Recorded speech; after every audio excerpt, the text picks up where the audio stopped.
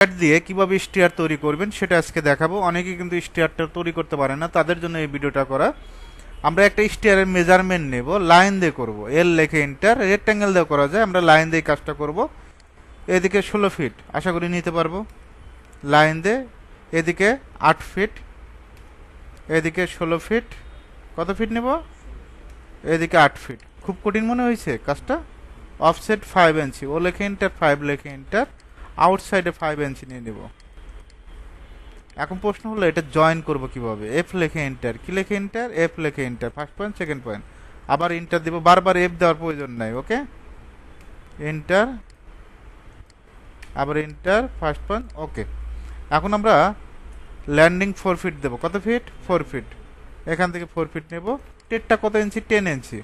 ও লেখে এন্টার, 10 লেখে enter, just এখানে একটা ক্লিক করব। কি লেখে এন্টার, ও লেখে এন্টার, 10 লেখে এন্টার, জাস্ট এখানে একটা ক্লিক করার পর এই যে মাল্টিপুল লেখাই আছে, মাল্টিপুলে ক্লিক করব।